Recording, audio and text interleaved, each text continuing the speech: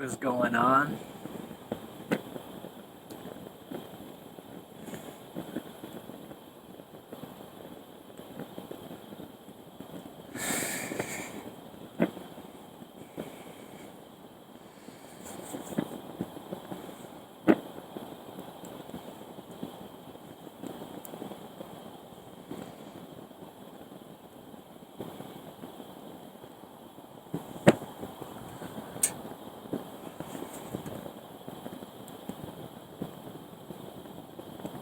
Sometimes I don't even know where to begin.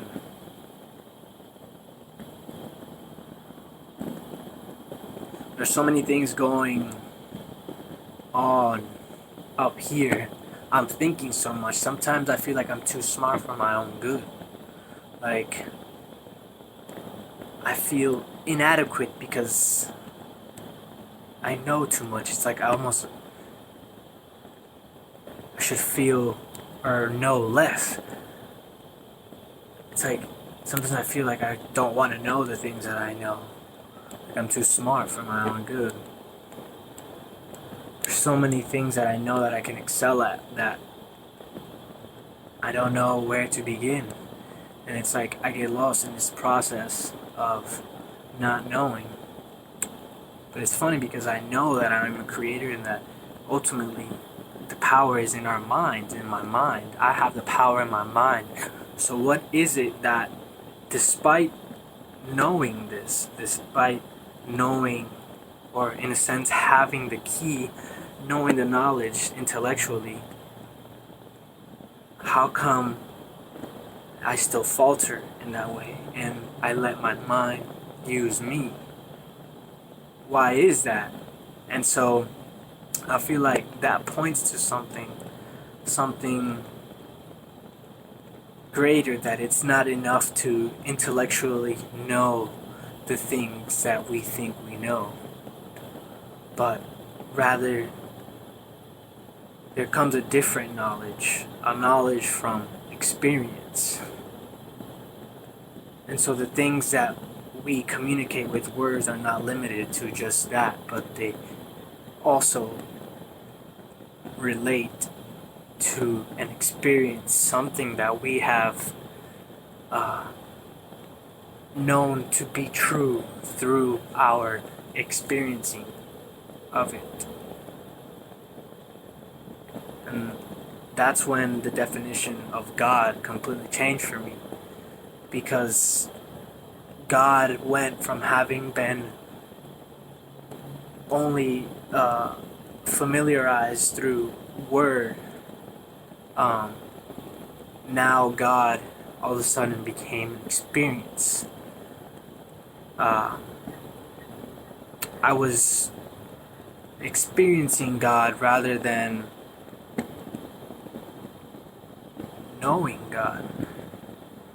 Like, there was a difference between reading about God, talking about God, especially through the means of religion, which is where most of us that are listening to this video have come to experience God or know God through the text of the Roman Christian church. And this church is like a school of thought, but it's not the only school of thought. There are many different ways of explaining the same thing. And that, in essence, is what religion is. Religion it all explains the same thing in different ways. Like, for example, if we have people on this side of the world, and then there's a person on this side of the world, suppose that they are not in contact with each other, right? But these people, although they can't see each other, can see the same object over here, right? These people can see the same object up here. And these people on the blue side of the world call whatever they're seeing over here a circle. And these people on the green side of the world, on this side, call the same thing a square. what's the truth? What is the truth? And so they say that the Christian church says that Jesus is the only way to get through God. But Jesus wouldn't want you to have limited yourself to one school of thought. That's not to say that Jesus isn't a perfect example of what it's like to embody Christ consciousness, or the consciousness of love consciousness. In essence, the most pure consciousness of life, because Christ, the Christ is us. We are the Christ. And it wasn't just Jesus Christ. There's no separation between him and us, because he was a human, and we are humans too. And the Christ inhabited his body just as much as it inhabits our body.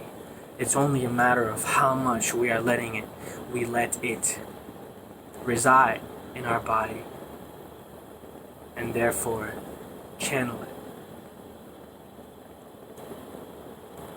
The truth is so strange, dude. It's almost scary to think about. Like, I listen to myself and I almost sound like worried, but it's almost like shock, with amazement, with complete perplexion. Perplexion, like, if that's even a word. Like, I'm just totally perplexed. Like, whoa, so much information that's coming to us so fast. Sometimes I don't even know what to say.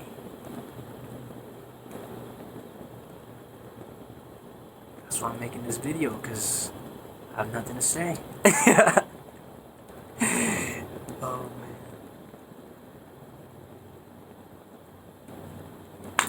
That's all I got.